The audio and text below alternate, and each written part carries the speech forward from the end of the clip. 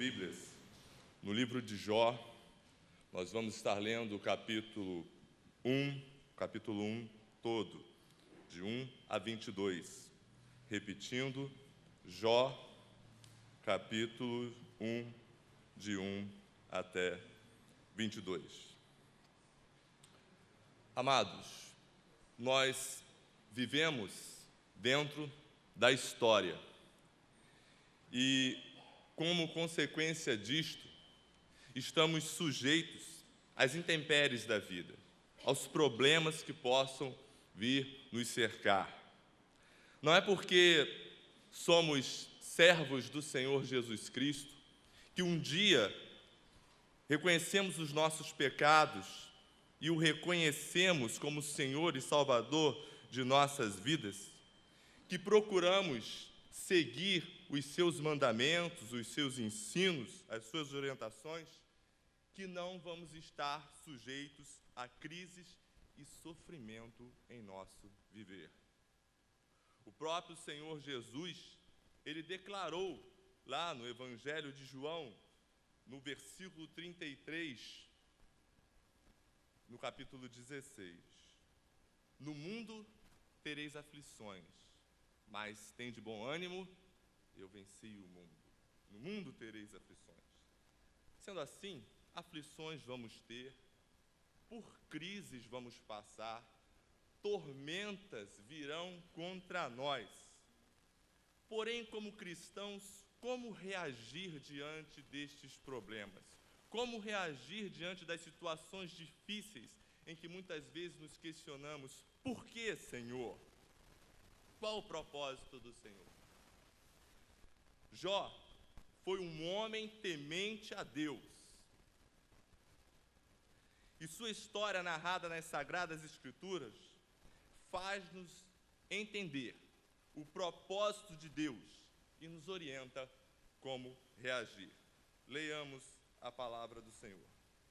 Havia um homem na terra de Uz, cujo nome era Jó, e este era homem sincero, reto e temente a Deus, e desviava-se do mal. E nasceram-lhe 7 filhos e 3 filhas, e era o seu gado 7.000 ovelhas, e 3.000 camelos, e 500 juntas de bois, e 500 jumentas.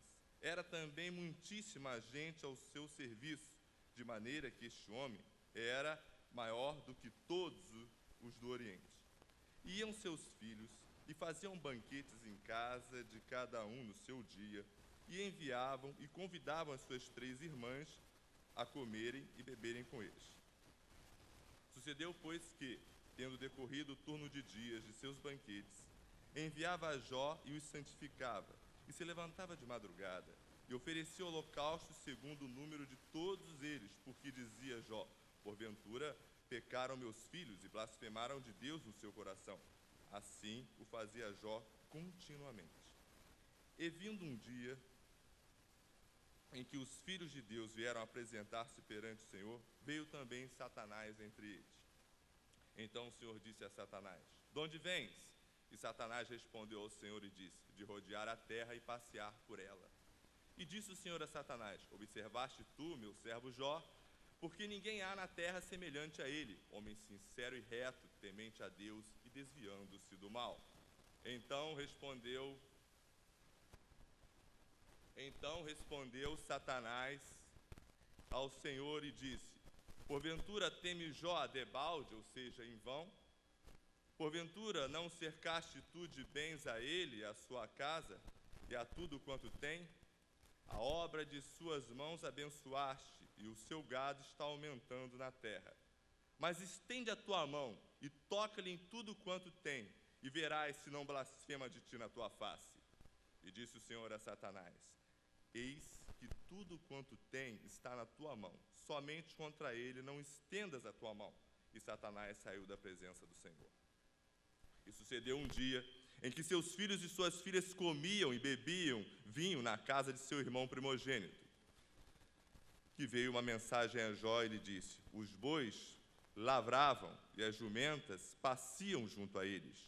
E eis que deram sobre ele os sabeus, e os tomaram, e aos moços feriram ao fio da espada, e eu somente escapei para te trazer a nova. Estando este ainda falando, veio outro e disse: fogo de Deus caiu do céu e queimou as ovelhas e os moços e os consumiu, e só eu escapei para te trazer a nova. Estando ainda este falando, veio outro e disse: ordenando os caldeus 3 bandos, deram sobre os camelos e os tomaram, e aos moços feriram ao fio da espada, e só eu escapei para te trazer a nova. Estando ainda este falando, veio outro e disse: estando teus filhos e tuas filhas comendo e bebendo vinho em casa de seu irmão primogênito, eis que um grande vento sobreveio da além do deserto e deu nos 4 cantos da terra, a qual caiu sobre os mancebos e morreram, e só eu escapei para te trazer a nova. Então Jó se levantou, rasgou o seu manto e rapou a sua cabeça, e se lançou na terra e adorou e disse: nu saí do ventre de minha mãe, e nu tornarei para lá. O Senhor o deu e o Senhor o tomou, bendito seja o nome do Senhor. Então, em tudo isto, Jó não pecou, nem atribuiu a Deus falta alguma. Quem era Jó? Um homem bom em um universo pecaminoso. Os adjetivos sincero e reto que nós podemos ver aqui no primeiro versículo sugerem um homem íntegro, de elevada moral, um homem amadurecido, um homem equilibrado. Ele era, como o próprio texto diz, temente a Deus. A expressão lá hebraica no original que descreve o homem temente a Deus evoca um respeito pelo Todo-Poderoso. Não um medo como nós conhecemos, mas era um respeito ao Todo-Poderoso.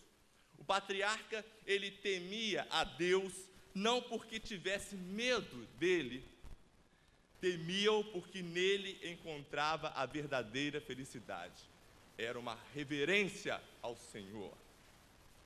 Ah, meus amados, como carecemos de homens, de mulheres, de crianças, de jovens que temam a Deus.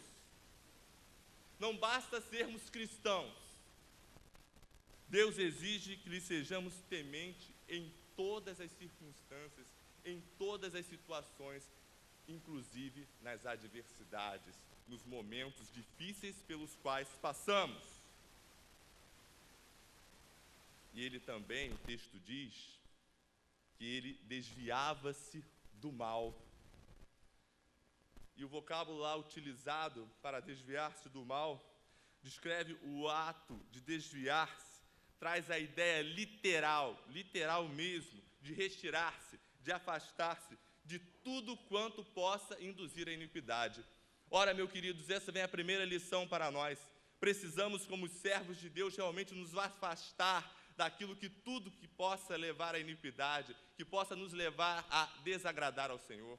Nós estamos inseridos numa sociedade que está decaída, que está indo para o fundo do poço. E nós precisamos, como cristãos, o que Jó fez, desviando-se do mal, também nos desviarmos do mal, tirando tudo aquilo que não agrada a Deus. Porque, se muitas vezes somos influenciados por isso, podemos cair na queda, cair. Lá em Tiago 1,14, ele fala sobre o processo da queda, que diz: mas cada um é tentado quando atraído e engodado pela sua própria concupiscência, que são os desejos desordenados. Então precisamos estar atentos em nossas vidas. O que nós estamos vendo, o que nós estamos deixando os nossos filhos verem, precisamos estar atentos. Precisamos nos afastar do mal, tão logo ele apareça. Pois bem, Jó, ele era um homem assim, correto diante de Deus. Mesmo assim, mesmo sendo um homem correto diante de Deus, e o Senhor permitiu que Satanás tocasse nos bens dele, sabendo que ele não ia pecar contra o Senhor. Mesmo assim, esse patriarca íntegro, ele é degradado ao extremo em 4 níveis. Materialmente, passou da riqueza à pobreza, do bem-estar à calamidade. Socialmente, passou da honra ao desprezo.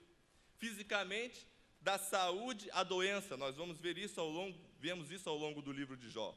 E emocionalmente, da alegria ao desespero. E seus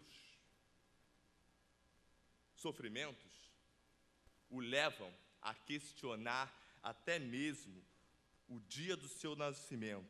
Deseja a morte e amaldiçoa o dia que nasceu, como podemos comprovar no capítulo 3, de 1 a 3. Depois disto, abriu Jó a sua boca e amaldiçoou o seu dia. E Jó, falando, disse: pereça o dia em que nasci, e a noite em que se disse foi concebido um homem. Uma situação calamitosa.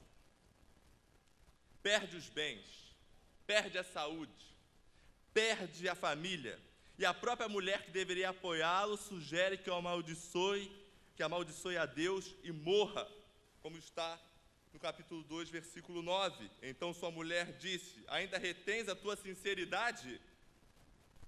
Amaldiçoa a Deus e morre.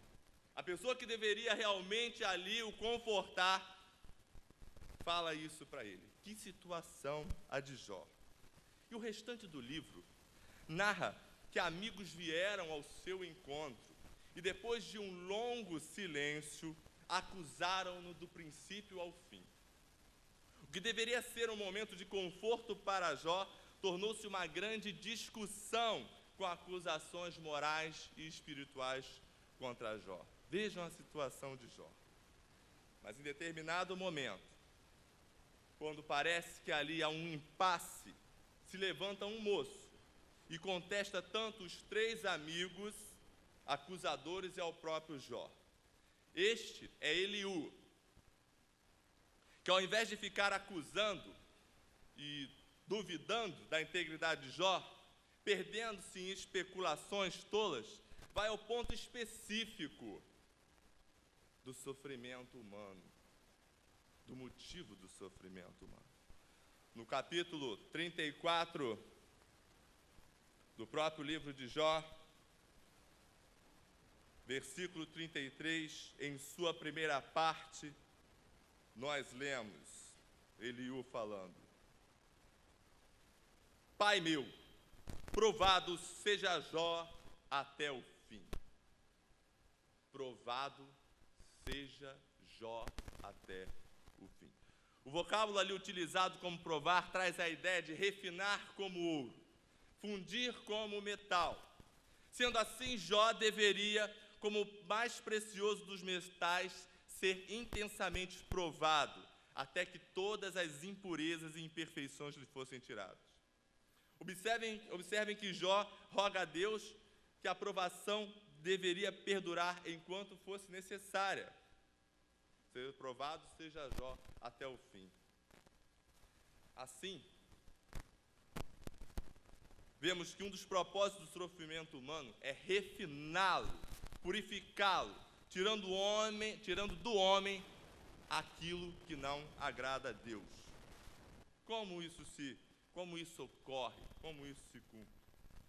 Nós podemos observar que quando nós estamos diante de situações adversas em nossas vidas, quando estamos passando por tormentas, ficamos mais sensíveis, nos achegamos mais a Deus e vemos que somos totalmente dependentes dele. Tenho certeza que cada irmão aqui já passou por essa experiência. Não é assim mesmo? Em meio à crise que possa surgir, o homem, temente a Deus, experimenta a grandeza e a urgência do primeiro amor, o que muitas vezes nós, via de regra, nos esquecemos quando estamos bem. Redescobre-se a beleza de alguma coisa que talvez se racionalize, como a oração, a leitura da palavra, orando com mais disciplina e perseverança, o que nos proporciona alívio durante os traumas. Nos dedicamos mais à causa do Mestre, evangelizando, discipulando. Nos dedicamos mais a aprender do Senhor, porque vemos que somos totalmente dependente deles.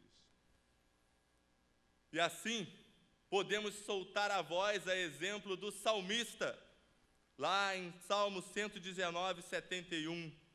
Foi-me bom ter sido afligido, para que aprendesse os teus estatutos. Buscamos mais ao Senhor.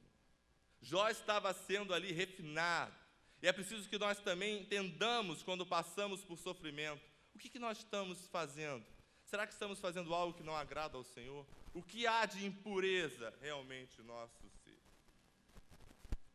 O sofrimento, além de refinar o homem, é um meio que Deus utiliza para que possamos refutar totalmente Satanás. Satanás não obteve êxito em sua investida.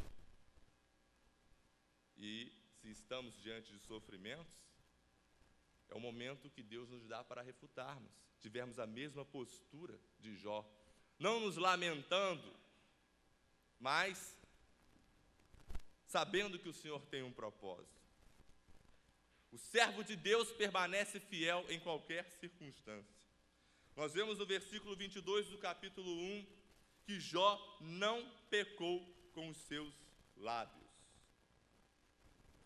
Também, meus amados, o sofrimento serve para Deus revelar-se aos seus fiéis por meio da paz, consolo, a fim de que eles confiem mesmo quando não entendam o caminho de Deus. No livro de Abacuque, capítulo 3, nos versículos 17 e 18, nós podemos ler: porquanto, ainda que a figueira não floresça, nem haja fruto na vide, o produto da oliveira minta, e os campos não produzam mantimento, as ovelhas da malhada sejam arrebatadas, e nos currais não haja vaca, todavia eu me alegrarei no Senhor, exultarei no Deus da minha salvação. Ou seja, pode vir o que vier, eu posso realmente não ter o dinheiro para pagar as minhas contas, eu posso realmente estar desempregado, eu posso realmente passar por qualquer turbilhão, mas eu exaltarei o nome do Senhor. Eu e todo servo de Deus deve exaltar o nome do Senhor.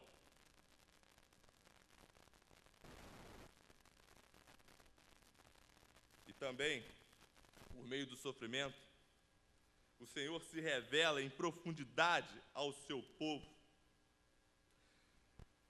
Em Jó 42, 5, 6, nós também lemos isso, onde ele se revela mais ao seu povo em profundidade.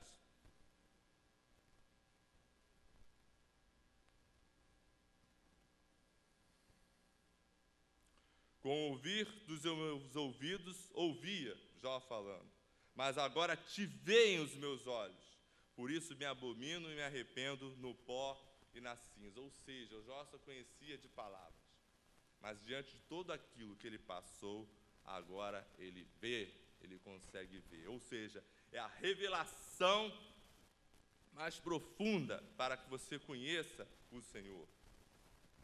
Nenhum pecado havia cometido Jó. Não havia pecado ali.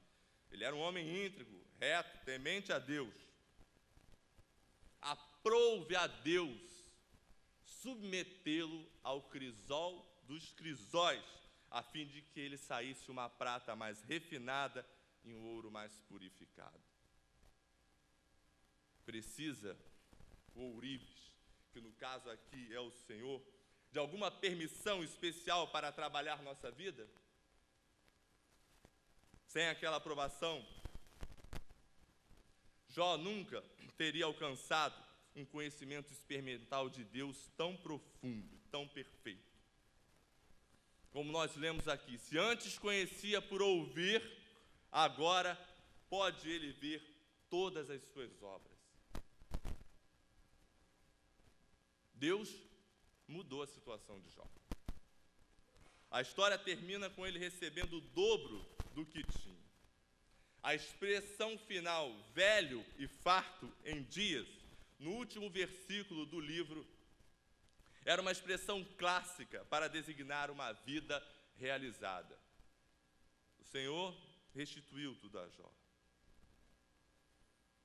Concluindo, muitas vezes nos perguntamos por que Deus permite algo em nossas vidas. Senhor, mas por que isso? Por que eu estou passando por isso? Acabamos questionando e muitas vezes duvidando até de Deus. O livro de Jó nos ensina a confiar no Senhor, não apenas quando não entendemos, mas porque não entendemos. O salmista diz: o caminho do Senhor é perfeito, Salmo 18, 30. Amados, se os caminhos de Deus são perfeitos, então podemos confiar que tudo o que Ele faz e permite é perfeito. Tudo, inclusive os momentos difíceis. Quando estivermos enfrentando dificuldades, como Jó, sem conseguir entender o que está acontecendo e por que Deus não impede os problemas, lembremos-nos desta história. Lembremos-nos também da palavra de Jesus a Pedro, quando se recusou a ter os pés lavados pelo Senhor Jesus. O que eu faço tu não sabes agora, mas depois o entenderás. Não são queixas que o Senhor espera de nós. O Senhor espera de nós apenas submissão. O Senhor não nos deve explicações. Ele faz e faz bem feito. Sempre, sempre, sempre. Em Romanos 8, 28, nós lemos: e sabemos que todas as coisas, todas, concorrem para o bem daqueles que amam a Deus, daqueles que são chamados segundo o seu propósito. A crise parece não ter fim. Essa provação parece um deserto. Saiba, meu amigo, meu irmão, minha irmã, que uma fonte tem o Senhor para cada um dos seus filhos nos lugares mais áridos da nossa vida. Sente-se abandonado, completamente só, não tenha medo. Lá em Marcos 6,48 nós podemos ler: do monte, ele, o Senhor Jesus, te vê. Estamos atravessando uma tormenta, mas o Senhor está nos vendo. Ele não vai nos deixar ir a pique, afundar. Louve a Cristo, meu Senhor, por esta crise que você possa estar passando, por este momento difícil que você possa estar passando ou venha a passar. Sem ela, você jamais poderia divisar o que Deus, a partir de agora, está operando na sua vida, na minha vida, na nossa vida. Afinal, das crises, forja o Senhor Jesus os seus santos. E apesar das tempestades que possam nos abater, continuemos firmes no Senhor.